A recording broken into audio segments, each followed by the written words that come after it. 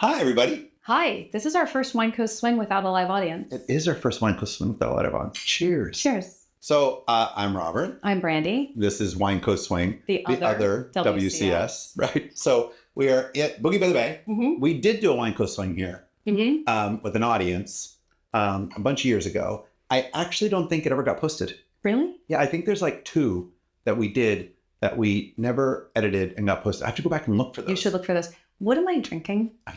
This is bar wine from the Hyatt. If you guys didn't know, we're a little bougie, a little snobby. Listen, it's red and there's alcohol in it. This is white and it's cold. And there's alcohol in it. Yeah. Exactly. Yeah. So there's cheers, friends. Cheers, friends. All right. So we're going to make this kind of a shorter episode Mm-hmm. because we got lots to do. We have a lot to do, lots going on tonight. Yeah. I know the topic of what Robert wants to talk about, and it's also what I want to talk about, but I have no idea the details. So this is like, we have no clue where this is going to go tonight. Correct. And I also, oh God, there's like 10 things I'm talking about, but we're going to do more. We'll do more of these. We're going to do so many of these, you're going to be sick of us. Right. Okay. So I feel like the thing I wanted to start talking about, last time we did all the stuff on pros and everything else. Yeah. And not dancing. So pseudo pros, what it means to be a champion, changing the name, blah, blah, blah. I did want to add, like, I want to put a little checklist on this. Maybe people talk about it. I do want to add that I wonder what it's like when we combine champions all-star, like if a champions division can't make and then champions are able to dance down an all-star.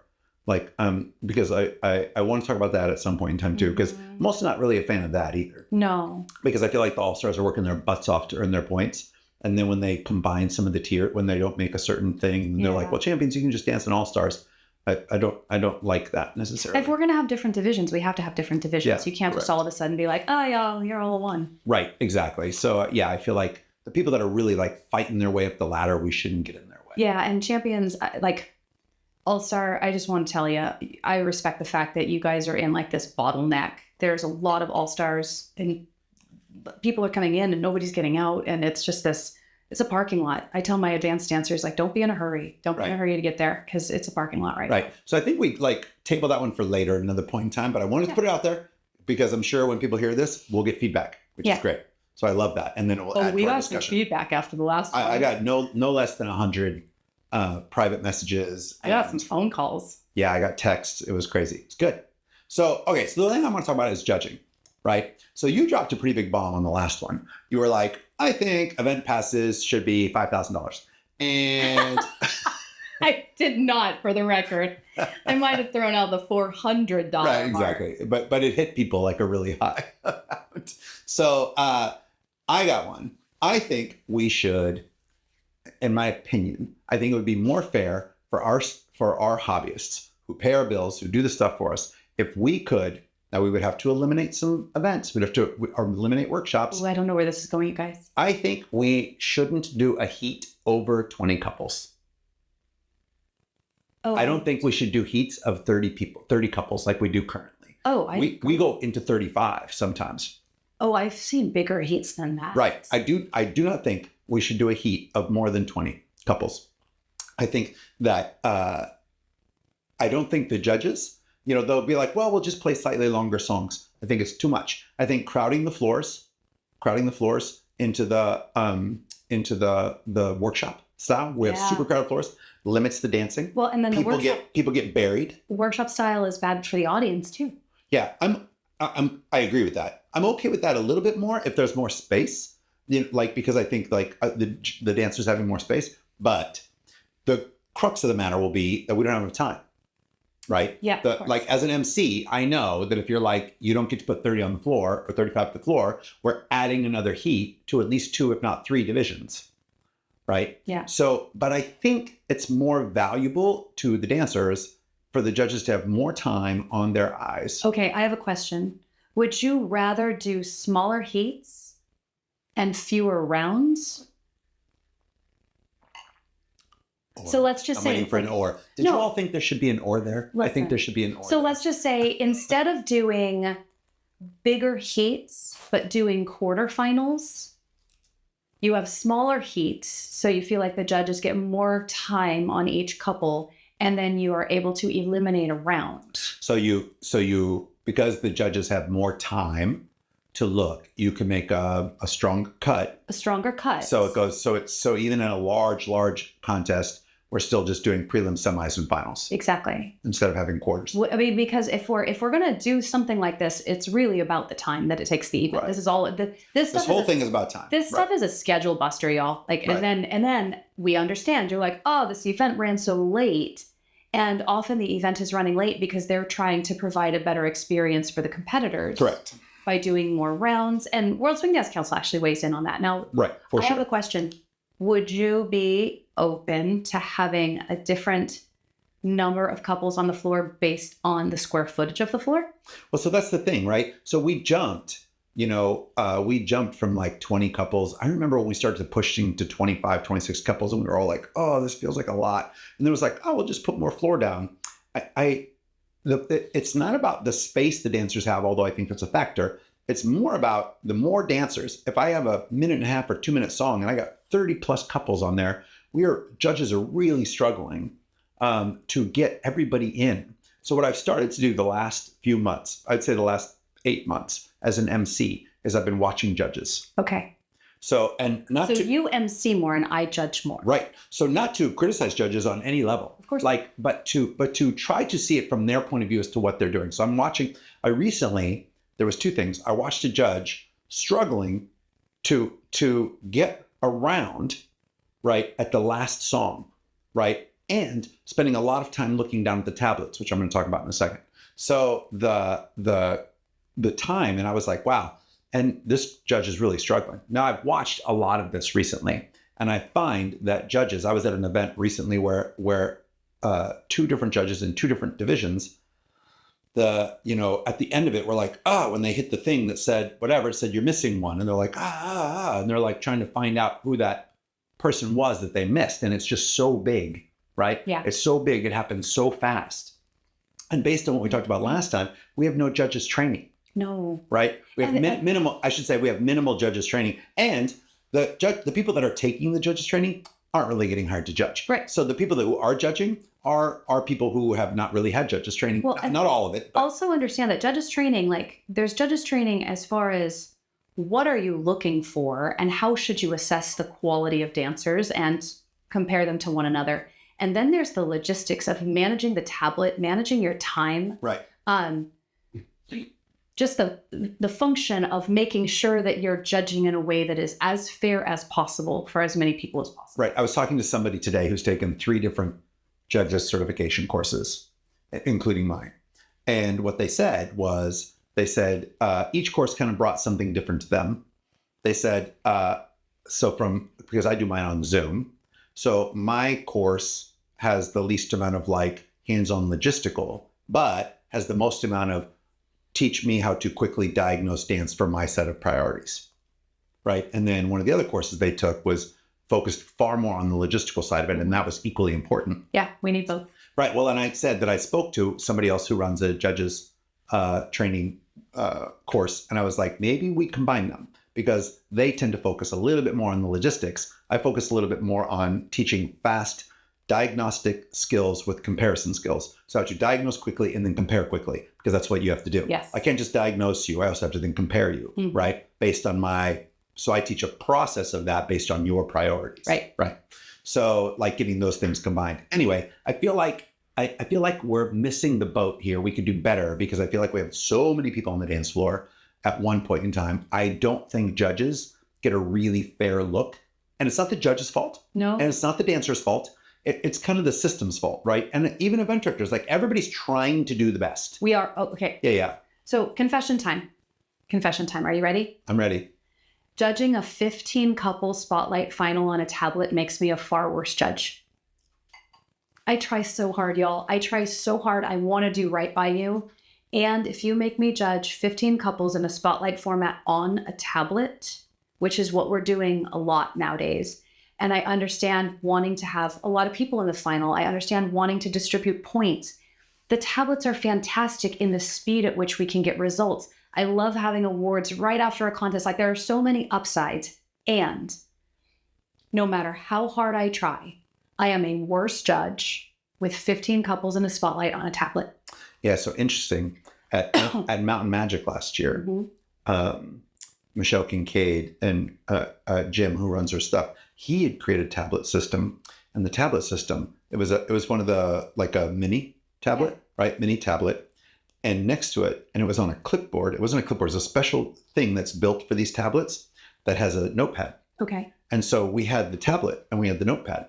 So as I'm judging, I write down all the numbers, just like old school, write down all the numbers on the tablet. And I'm judging. And then at the end of the contest, we were given a one song or whatever, where we would then go plug in I'm totally down. on the tablet what we did. But I was able to track, like on the tablet, I was able to take notes and be like, this is why I like this couple. So I can understand why I like couple number 12 more than I liked couple number 1, who was literally 30 minutes ago. Yeah, I want you guys to understand that, people will say, like, just raw score them.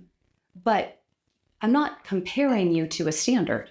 So it's not like even gymnastics where there is a particular way to execute this skill, and I am giving you a raw score based on how close you got to this ideal. Correct. We don't have that in West Coast Swing. We don't have an ideal. So when I'm raw scoring you, I'm not raw scoring you relative to an ideal. I'm raw scoring you relative to the other dancers that are in your division that day. Right. And so while I feel great, like for the first 8 couples, if I'm not able to take notes and remind myself what I thought execution, timing, content, partnership, all of the things that matter to me, I get to couple 10 and I know they're not my top. I know they're not my bottom. They're somewhere in the middle and I'm trying to fit their score in, but I don't have notes that can help me recall why I scored. Right. 100%.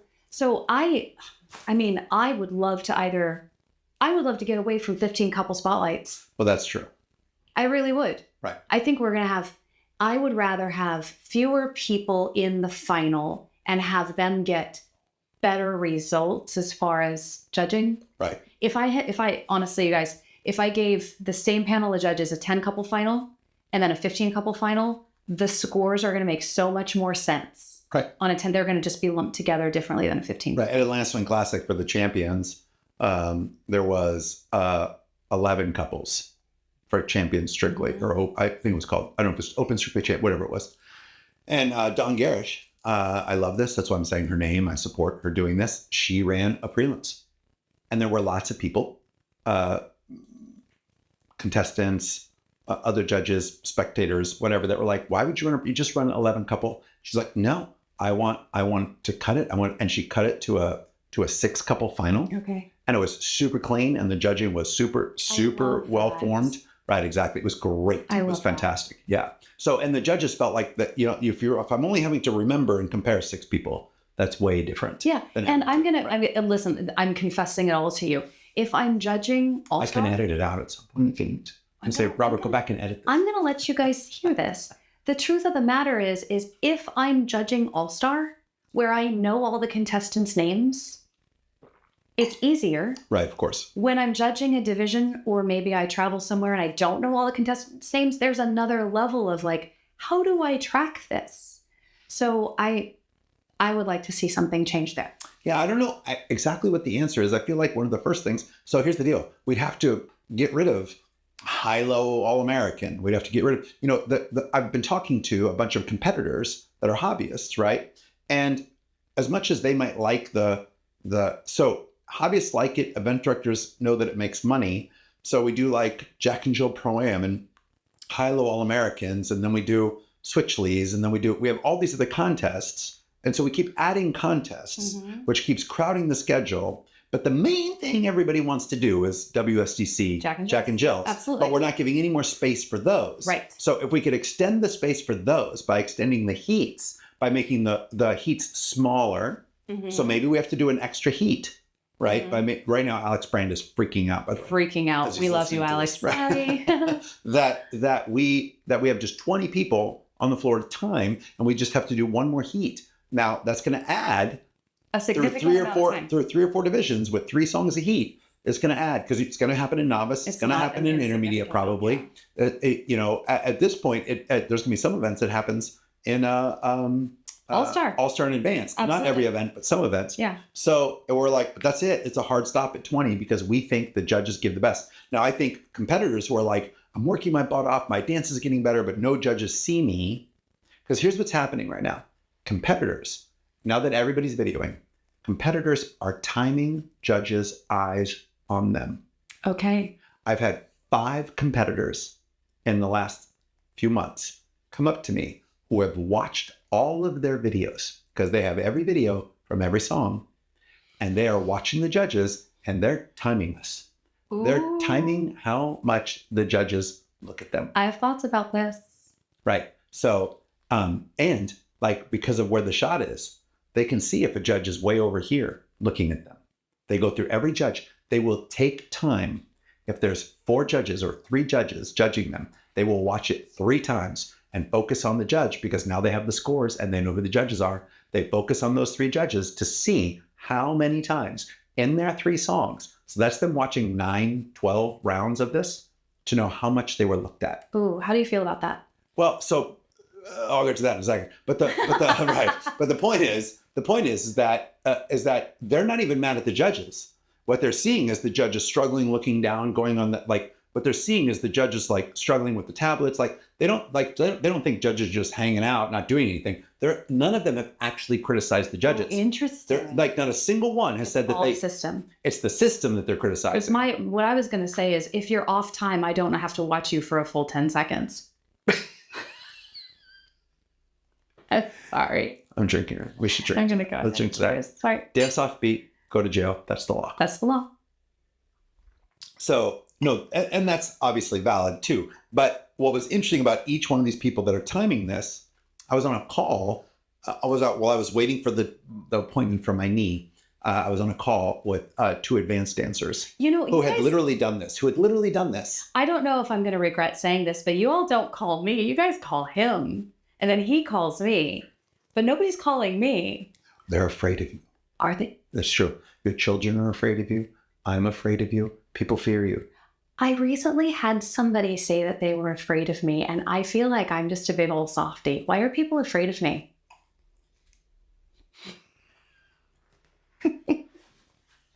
Maybe it's better this way. You guys keep calling Robert, and then he'll just call me. Go on. I'm kidding. So I'm not afraid of you.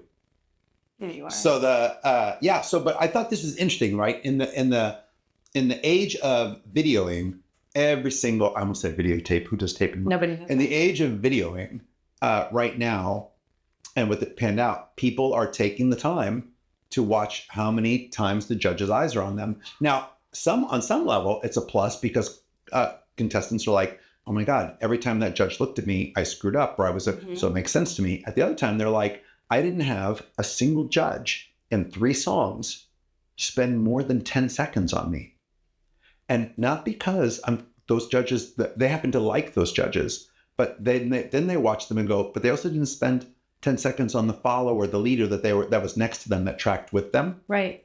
On them either. It's because time of looking at the tablet and trying to figure it out. Right. So yeah. I don't think the criticism is for the judges. It's that the system needs to be changed. It's interesting. I even recently had a conversation I gave some feedback to a DJ because it was an intermediate division. Mm-hmm. And the second song in each heat was unreasonably difficult to dance to. Now, the truth of the matter is when I judge big heats, I don't judge everyone in every song. You can't? I don't. It's not possible. It's not feasibly possible. So if I had it my way, particularly a novice and intermediate, all 3 songs in a heat, I wouldn't be giving them slow blues and fast contemporary, like drastically different styles. I want everything to kind of have a similar feel so that everybody gets the same look from me. Right. If that makes sense. Right. I'll tell you, the reason why we did 3 songs in 3 different genres was back in the day when a judge got to actually check in with everybody in the heat per song. Yeah. And right. Then I could see if somebody's adaptable. Right. Or if they have a specialty, but right. That's not I will say there's a couple of head judges. It's happened a number of times, with more head judges than I can name, because I would love to give them all praise. But like, there's been at least 3 or 4 head judges that I can think of that have stopped or made the DJ play another song when an incredibly unfair song has been given. Yes. And usually, even judges are getting quite vocal. Like, listen, we can't. like, I'm just trying to get through this heat. We can't kill them with one song because it's not fair to the other people who got the really great song that everyone knows. Right. So, So my thought. Well, wait, and let me finish what I was saying. Sure. Because I was giving this feedback to a judge because the second song in both heats was the same level of difficulty. Oh, got it. Okay. And so when I gave the feedback, they were like, well, I made it fair because both heats got this same level of difficulty in the second song. And I said, well, I had to choose not to judge the second song in order to make it fair to the contestants within the heat. Within the heat. Because if I had judged, a third of the contestants in the first song, which was reasonable, and then a third of the contestants in the second song, which was unreasonable, and then a third, then the contestants that got judged in that second song had less of a shot. Right. And so it's not just fairness from heat to heat, but there needs to be a level of fairness within a heat. Right. And actually, absolutely. And I feel like the way to do that is less couples on the floor. Now, the problem's going to be is what's the give and take, right? So event directors are going to be like, wait a second, we have all these other divisions. So competitors are complaining that judges aren't looking enough. But if we pull something like the All-American away or the Switchly away or the whatever, they're gonna be like, no, you can't do that. So then it's less workshops. No. Like there's I feel like we keep adding divisions and we add workshops and something needs to get. There's an obvious answer. 5-day events, $5,000. Right? Done. Right. Done. And Brandi and I can get more money. Right. I'm kidding. Yes. Meaning we can get. We're here for the money, guys. We can get a decent judging pay, right? So there's a problem. Yeah, we have a timing issue. We have a timing issue, right? And so what I'd be curious to hear people, and I'm sure they'll all get to us, is people are going to fight to want to keep all these other things because event directors add things because they think people want these things. And because it helps them stand out from all the other events. Right. Yeah. And they add things because it's more contest entry fees. And so then they make more money. So they think people want things because people say they want them. Yep.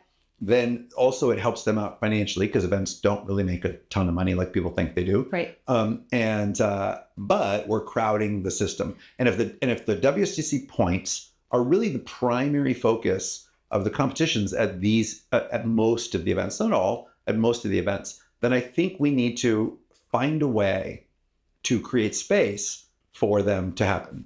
For the event, for those events, for newcomer, novice, intermediate, advanced, all-star, to have less people on the floor, even at the largest events. And I don't know how that happens. I don't know what the solution is. But I think that I agree with you. Right. I agree with you. You guys should all call Robert and share your opinion with him, and then he'll let me know after he compiles them. Just dial 555-5554. So get a preset a Ginsu knife. Do you know how few people are going to get a Ginsu knife reference? I don't care. Those that do are my friends. You got it. Because I'm old like you. Your kids wouldn't get it. They wouldn't get it. You know what that means to me? You need to up your parenting. Anyway, so... Next time, ask Piper what a Ginsu knife is and see what she says. I'm just going to pull it out. Okay. So that was for me, judging, for me, I feel like I love the tablets. I love emceeing with the tablets. I do, but I feel like judges are spending, I feel like we thought the tablets would make judges spend less time looking down. But that makes them spend more. I think they spend more time. Yeah. I think they spend more time looking down. Now, I don't think it's removed the tablets.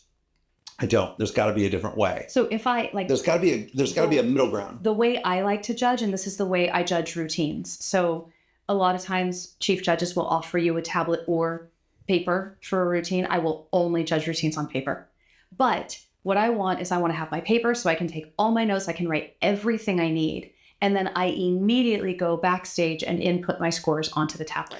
So we get the benefit of the speed of processing the scores without me having to remember everybody and not be able to take notes and in a heated situation where I'm spending all of this time looking down. Now, some of the tablets have tried to have thumbs up and thumbs down. How many thumbs up did you like on this person? How many thumbs down were on this person? It's not enough as well, because when I do my notes, like we each have our own shorthand, don't we? Oh yeah. So 100%. we especially like I learned shorthand. Diane Shepard and Phil Adams were my first two judging mentors. In the UCWDC, you had to, before you could judge, you had to do, this is back, I won't say what year, but a long time ago.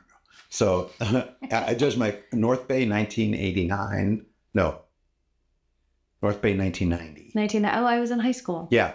So North Bay 1990, I judged in a mentorship program, and you were assigned to a judge for the whole weekend. And I was assigned to Diane Shepard, and then another event I was assigned to Phil Adams. And so like and they talked you through their process and what they did and everything else, and everybody talked about what their shorthand was, right? And so like you come up with your shorthand. So like go back and read my shorthand. It's much more clear than how many thumbs up or how many thumbs down. Well, because judges have priorities. And so if I'm just going thumbs up and thumbs down, there are certain things that I would give a thumbs down that hold a lot more weight than other thumbs down. So like, for example, if I'm judging a high-level couple that's just absolutely killing it and they have a hand miss, I don't actually care that much. Right. Whereas if they were having a timing issue or they were having a partnering issue, that's something that would matter more to me. Correct. So I have my shorthand and my categories, and they're weighted differently. Correct. Than just like a plus or a minus. Correct. Yeah. So anyway,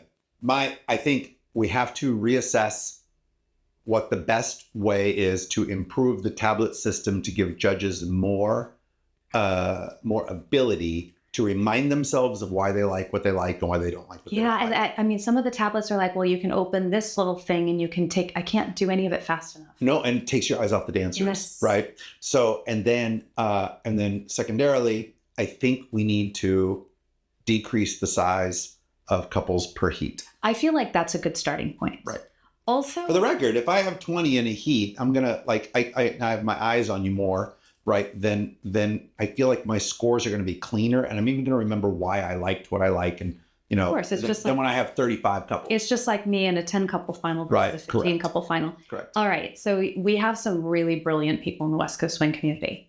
Like I have literally taught rocket scientists and brain surgeons. Correct. How could AI help us? I'm not even kidding. Like that, this just popped into my head. I'm not laughing because I think you're kidding. Like, how could AI help us? I'm just talking about like, if judges had a little microphone like this while they're judging, and they were actually able to talk through, like what they liked about a couple and blah blah blah blah. So like these are directional mics, right? Right. So which are pretty good. Listen, don't get all into the technology. I'm dreaming that right now. No, but I'm like, so these are directional mics. So it would be interesting if I could say 305. I like his timing. 602. I think she needs to straighten her legs more. Like, and then see how that translates into my tablet. That would be interesting. I don't know. I'm just thinking. You know that somebody's going to come up with something now that we said it. Right. When you do, call Robert. Yes. Hashtag call Robert. Yep. Hashtag don't call Brandi. Right. Hashtag fear her. So yeah, Robert's gonna have a lot of time. I have you guys, he has some time on his hands while he recovers from his knee surgery. Yeah, I'm having knee surgery, right? Tuesday, right? This upcoming Tuesday. Okay. This will post. I'll probably post this on Monday or Tuesday or Wednesday. I might have already had the surgery by the time I post this, while I'm sitting on my butt on Wednesday, like annoyed the fact that I have 3 months of. But what we'll do is we'll record a couple of these remotely. Yeah. While you're recovering. Yes. So because we can totally do. It'll be Wine Coast and Wine Coast swing. I will be on Percocet. And she'll be drinking wine. You guys, I will ask all the questions. Like, send me the questions, and we will wait till Robert is doped up. Robert will be on pain meds, going, I don't need a tablet. All I need is pencil. I can't wait. We'll do a couple like Wine Coast bi-coastal. Yeah, Wine Coastal swings. Wine Coastal swings. Right. So. Right. And then there's more topics we want to talk about, but I do feel like this is a big one. I feel like we're growing. I think it's amazing. I think the events are like Boogie by the Bay. We're here. And Andy said, oh my God, they're like up this year. We had quarterfinals in novice. Right. So like the events are growing. In Europe, I was just in Europe, events are getting bigger. Yes. And as events get bigger, everybody's happy, and everybody's unhappy. Yeah. Right. And everybody's unhappy. And some of the unhappiness is coming from competitors who feel like the judging is not seemingly meeting the value of what they're spending to be there. Which is fair. And the value they're spending on their own personal dancing. It is fair. And it's like, I am guilty of saying some cliche things of like, just be good enough so that the judges don't have a choice and keep working on your dancing until blah, blah, blah. Like I say this to you guys. But the truth of the matter is, it is important that we create as fair of a contest as possible. Yeah. And that means empowering our judges to be able to spend the time to properly assess and compare each couple. Right. And so, I like the idea of smaller heats as a starting point. Right. So that math is going to have to work out and see. Okay, I have a question. I promise you event directors right now are hating the fact that I said this. Yeah. Some are going to love it and some are going to hate it. And by the way, some competitors can be like, no, don't take away my All-American. Don't take away my Switch Lead. Don't take away my Jack and Jill Pro-Am. But lots of those same people are coming to me going, judges aren't looking at me. Yeah. You can't have it both ways. There's only so many hours in a day. There's only so many hours in a weekend. So I'll tell you what, you all have to take another day off work to like, we can't do that. Right. And pay an extra $1,000. And the other thing is that we also, not every event can offer every division. Right. Maybe events choose one specialty division to offer while they really spend their time on the WSDC. Okay, I have a question, and this is a loaded question. Is this something WSDC should regulate? Should they make a rule limiting the heat size? They've been doing, like, they now talk about the number of rounds, depending on the number of competitors and the tiers and all of this stuff. Is this something that needs to be, like, legislated in order to make it fair to the dancers? And I say this is a loaded question because I believe the World Swing Dance Council is just working their tails off. Oh, yeah. To do the absolute best they can. That nobody's trying to. And it doesn't matter what they decide, someone's angry. Right, 100%. So you can't have this many thousands of people doing something and you make a choice that makes everybody happy. Of course not. Right. And so when I say this, like, there's a lot of people that feel a little bit like WSDC is overreaching right now. And then other people are like, well, I think they're making decisions to level the playing field, and that's good. Do you think this is one of the things that they should dictate to level the playing field? You know, I mean, part of me says, yeah. My immediate answer is yes. That's my immediate answer. The problem with that is that event directors will be like, wait a second, but you're forcing me to not run these other events that make me money and then run smaller heats. You're taking money out of my pocket. Like, I'm happy running 35. I'll take the 5 or 6 people that send me nasty emails that they feel like the judges didn't see them.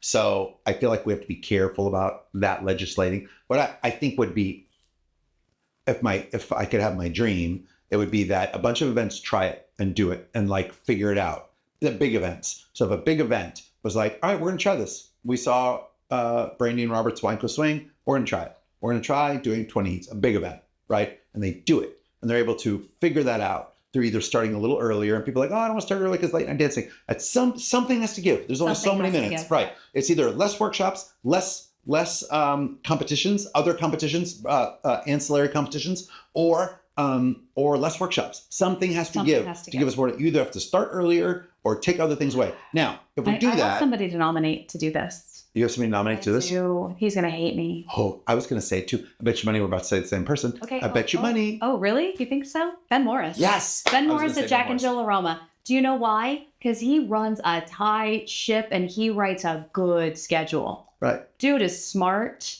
And he, like, Ben, if you can figure this out, the whole community is going to think, oh, he's going to hate me. No, he's going to be like, that's fine. Charge you $5,000. Jack and Jill Aroma fast prices just went way up, folks. No, he sells out. He should raise his fast prices anyway. Right. So yeah, like I feel like if 1 or 2 big events did it, I finished mine way before yours. My bad. I almost flipped them, but then you started drinking. Yeah, I think if 1 or 2 events did it to prove to prove that it can be done. Does that make sense? I think we should have a season of people trying it, and events that don't want to try it don't have to. But then we have some sort of like proof of concept. Okay. As now that we've reached the size of trying to do this, and if the proof of concept works, then maybe in the next season it's regulated. Do you know what I'd like to hear from you guys is, would you be willing to pay higher contest entry fees in order to be assured that you get smaller heats and more visibility to the judges? Yeah, for the record, if a contest costs, what does the contest cost? It's horrible. I don't know, $20, $20, $25, I Something think. like that. Yeah. It should be like 200. So if a contest costs $20 and it went up to 25, right? But because of that, we're not doing other contests, but the event directors don't feel like they're losing money because they've gotten rid Right. of whatever it is. That would be That's a valid interesting thing, right? That I would be like, Right. would you be willing to have your contest, your WSDC contest, go up $5 Right. in order to offset the extra time that it's going to take to have smaller? Because they're going to have to remove something that makes them money potentially. Exactly. Right. So there's got to be some give and take. We want to make our competitors, our hobbyists happy. We really, really do.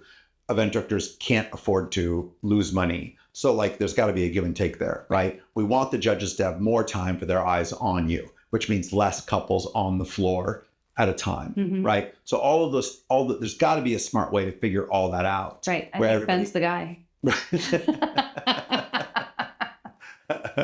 What we're here to do is present problems. And then then we expect everybody else to bring us the solution. Exactly. All right. Well, that was my primary topic today, was that I feel like there's an issue, and I feel like the issue needs to be discussed openly, and we need to be honest about the issue. I agree. And I think my first solution, just like my first solution for the Champions Division was to change the name, my first solution for this, what I think is the low-hanging fruit, is to decrease the size of the heats.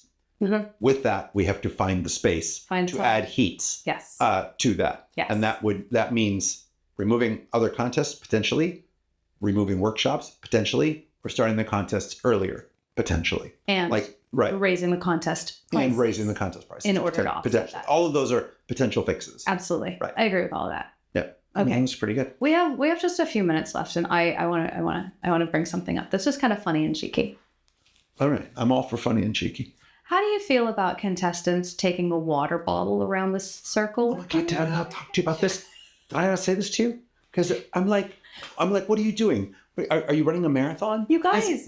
I'm like, you just danced 3 songs. These people, they're sucking down water. As I was like, they're hydrating. You just danced. Between. You danced 80 to 100 beats per minute or 90 beats per minute for a minute and a half, and you're like, woo. Woo. I'm like, oh, come on. I danced a 7-minute solo medley. Like back in my day. Robert, I grew up in the 80s. I think I drank water once a week. Right. And out of a hose. We didn't take water bottle like nowadays in school. No, I watched them walk with the water. I watched them I'm like, follows rotate. They're like, oh, gotta go get my water bottle. I'm like, what? Yeah, no, So, listen, I'm sorry. guys. I'm feeling very old school about this. But I don't say anything on the microphone because I don't want to offend anybody. So I'm just going to offend everybody now. Yeah, let's go. The whole like walking around with the water bottles and having to take a drink after. Are you kidding me? Like when we do Pro-Am, Jack and Jill's, and the pros are out there, they dance 5 or 6 songs before they come out there with water to give it to us. Yeah, absolutely. Right, exactly. Well, and think about country pros. You're not dancing. Country pros dancing heat after heat after heat after heat. You're not dancing. I get it if you were dancing Lindy Hop and you did 200 beats per minute or but even 180 after beats per 90 minute. seconds, you're Of 90 seconds, you're fine. I appreciate you committing to your hydration. Drink your electrolytes. Do it before the contest. Do it after the contest. But you don't need to wander around the circle, water bottle in hand. Water bottle and put it down. I promise you. I was like, what is going on here? The first time that happened, I was like, people are just walking water bottles around. Now, we're going to get hate mail for that. We're like, people need to hydrate. I understand. You don't need to hydrate after a minute and a half of 90 beats per minute. I'm sorry. You're not even breaking a sweat. And if you are breaking a sweat, you might want to hit a treadmill in between contests. Woo! So because it's getting spicy. Right. Because I'm like, come on, people. That's been one of those like, things. do you do a brisk walk from your hotel room to the elevator, which takes 2 minutes, and go, woo, need water? Like it's about the same amount of energy. I appreciate that. Oh God, we're gonna get such hate mail. I'm sorry. I'm the one who brought it does. up. No, I watch it. It drives me bananas. It does too. It drives me bananas too. Okay. I'll tell you what. I'll be honest with you. Like I'm an MC and it drives me. I mean, I do judge. I've judged way more this year than in the past years. But as an MC, I watch it happen. And like, I immediately go like, really?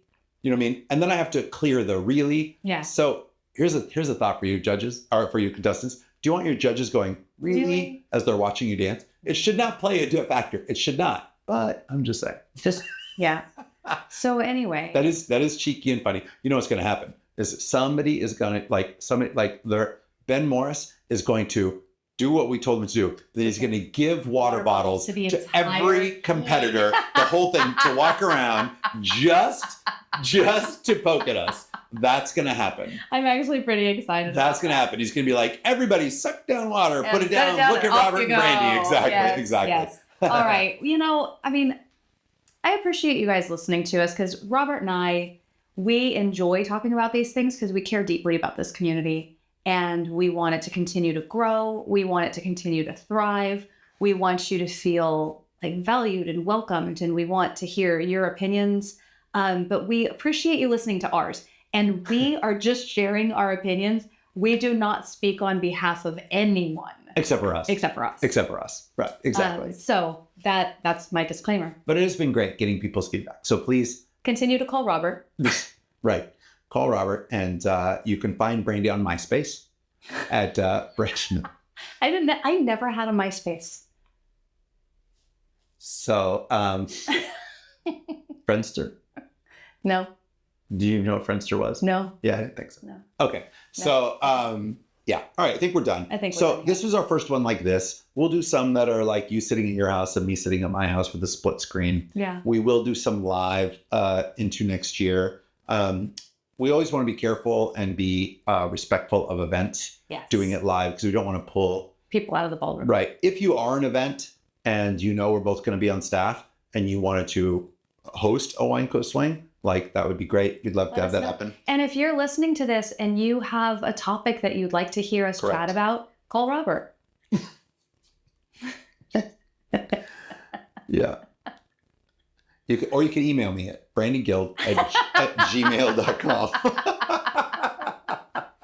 All right. I think we're done. All right. Yeah. You all are great. We're going to go. We have a Saturday night at Boogie by the Bay. We have Rising Stars, a classic. It's going to be a great night. It's going to be super, super great. I'm just watching. You're working. Oh, I'm working. Yeah. I'm just watching. I get to judge champions this weekend. That was interesting. He judged me. He always judges me. I judged leaders. Oh. I judged leaders. Because he always judges me. I judged leaders on paper while on tablet. I judged follows mentally. So exactly. Yeah, no, it was good. And so it'll be fun. So Boogie by the Bay, it's been an amazing weekend. If you've never been here, I highly recommend you come to this event. It's truly one of the classics. It's one of the classics. Yeah, it's one of my favorites. Great. Thank you all so much. Bye, guys. Yeah, take care. Oh, by the way, wait, last thing. Yesterday was Brandi's birthday. Yay. Happy birthday. Happy birthday. So, thank you. Happy birthday, my dear friend. I would toast you with what we have nothing left. Cheers. We'll just let's see if we can get. So classy. Did I just say we were bougie? We're bougie. Okay. All right. Bye, guys. Take care. Bye.